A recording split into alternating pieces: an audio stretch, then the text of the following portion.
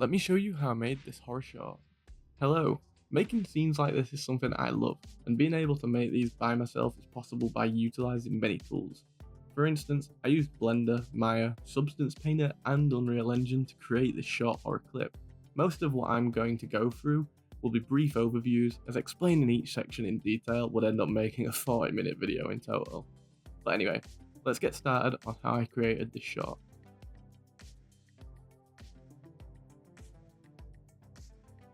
I had decided on making a short horror clip as I'm a fan of the horror genre, and after searching on YouTube and looking at other people's 3D horror shorts, getting a bit of inspiration, I found this one by Covingworth. I like the forest vibe that he had going on with this and the flashlight that's scanning the area, but I needed my own way to make that environment creepy. I found this other guy called Blankface Studios' video where he sculpted a monster / alien looking creature. It reminded me of creatures like the Wendigo in Until Dawn, and figured I would create this human-like, lanky creature to be hiding in the forest, a bit like Slenderman.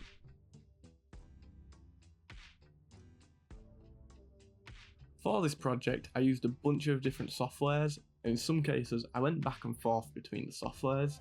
For example, I did the retopology in Maya, I did the bone structure in Unreal, as I hadn't used Unreal for that, and then I put it back into Maya to skin the monster, because I found an easier way to skin it in Maya.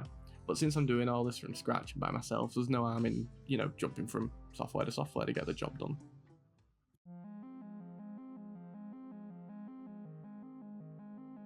For this project, I wanted to try using Blender to sculpt. Side note, I have never used Blender before. I just saw that its sculpting tools looked a lot better and easier than Maya's, and they proved to be in the end.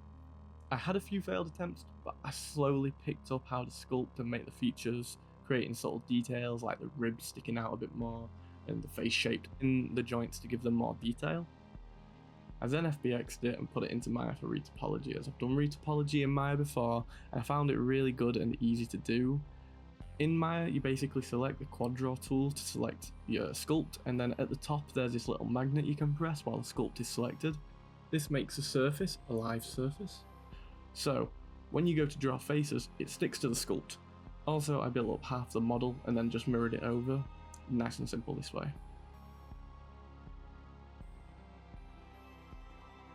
Now that the model was done, I UV unwrapped it. The process I use is to do a camera-based projection in the UV tools section. Then I use a 3D cut and sew tool and go around the model to cut it into pieces. I lay it out across multiple UV tiles for a Udin workflow because I can have more detailed textures this way. And once I FBX it, I drop it into Substance Painter. After baking the mesh maps, I can then start to texture. I haven't done skin textures before, so I had to look for some tutorials. I stumbled upon this video of a guy texturing a xenomorph from Alien. I saw how he was doing all the veins underneath the skin and blood vessels, so I tried to emulate this look using subsurface scattering to try to get that detail to look more real. I dirtied him up a bit since he would be in a forest. That just made sense. Plus I didn't like how shiny he was looking, so the dirt helps mask some of the imperfections. I also didn't go too detailed as I knew that the shot would be taking place at night and he would be far away from the camera.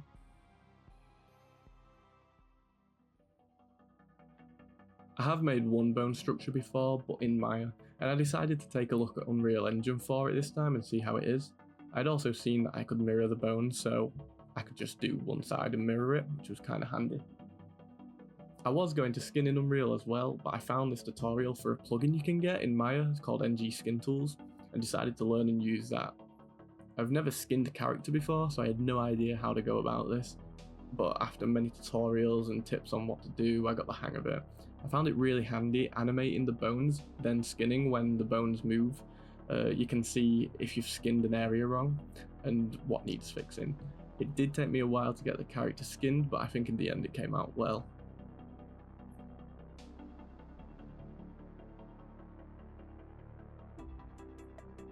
And once everything was skinned, I knew I was going to animate in Unreal, so I wanted to make the control rig in Unreal.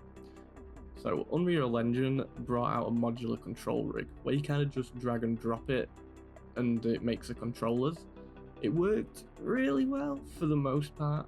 I kept getting the issue with the legs, but it was trying to make an IK rig. I tried to fix this issue, thinking maybe the bones were not oriented right or the skinning was wrong, but nothing solved it. I did find somewhere that it's just an issue that can happen when you make your own bone structure, so I just decided to deal with it and have an FK rig. And an FK rig just means I have to animate every bone to get certain positions, like moving the thigh, then the knee, then the foot. So it's a bit of a longer process, but you're still capable of doing the job.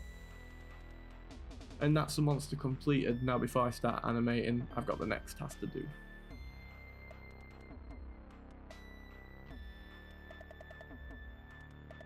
So, I had to build up a forest scene. I sculpted the landscape and made a landscape material, but that ended up being pretty much pointless because I ended up covering the floor with a bunch of Quixel Bridge assets. But yeah, after sculpting the area, I hand placed the trees around. I could have used the foliage brush, but I wanted some open spaces and also didn't want to overpopulate the scene or it would slow down the program basically. I then got the Quixel Bridge assets for the forest floor, bushes, twigs and logs that would be scattered around. I did use a foliage brush for these and built up the environment pretty quickly. I also made sure to have fog in the scene and made sure the scene was set to nighttime. I'll start this off with I have never animated a character before. I have animated planes, but not a character. So this was a pain. It's obviously not perfect, but for a few days of research and trial and error, I think I got a good result. I started off by having the creature hug the tree. He then lets go, pauses to build up for his sprint where he runs off in the background. Once I got the start bit of him letting go of the tree and turning around, I mostly struggled with getting the run to look good. So I kept him stationary and animated the run cycle, and then I finally moved his root bone across the floor once I'd gotten his run cycle looking smooth and looking as good as I could possibly get it. But once I'd animated his root bone, he was then actually running from one tree to the other rather than stationary. The bushes do hide a lot of his feet, I'll be honest, but I had gone through and tried to make it look as good as I could, and then once he passes the tree at the end, he does just vanish. This was mostly an artistic choice to make it appear more creepy, but there's a lot of other ways that I could have gone with this ending. I also had to animate the camera as it's a POV view. I had a blueprint to get some camera shake, but I hand animated the camera as though it's a person's point of view. So head sway and head bobbing up and down were what I was looking for. I did actually film a bit of reference footage, which I don't have anymore, but I filmed it on my phone and I tried to match the animation to how I'd filmed it. And that really helped. I did the same when I was animating the creature actually. So when the creature's turning around, I would just stand up in my room and rotate to try and get the right leg movements and body parts moving. And all this reference just helped me in the end build a better looking animation. I also added a spotlight which I attached to the camera for a flashlight and animated the brightness so it faded out and flickered a bit just to kind of make it feel more like the flashlight was dying.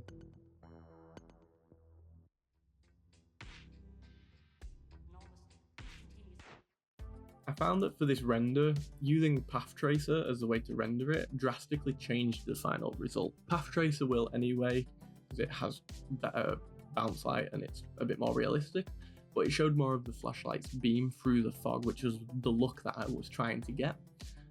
Especially when I compared it to when I did my test renders. It really helped make the shot look better, adding more realism, and it didn't drastically affect my render time. I rendered out as EXRs. I had my anti-aliasing set to 4 for spatial sample and 16 for the temporal. This worked well because the type of movements the camera had, especially at the start, when he's sprinting, really helped with the motion blur. I also had console variables on for the motion blur. These were the settings that I had. These just proved to give the best looking motion blur in the render. And that was that. I hit render and let it do its thing. All I had to do was slight sound design and then I got my final result.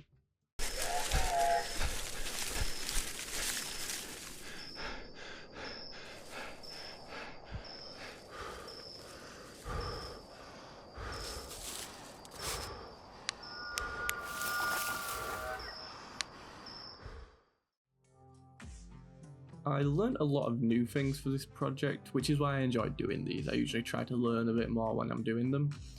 I wanted to make a bunch more shots like this when I have the time, because it was fun making this one. But yeah, just let me know what you guys think, and if you enjoy, make sure to leave a like and subscribe.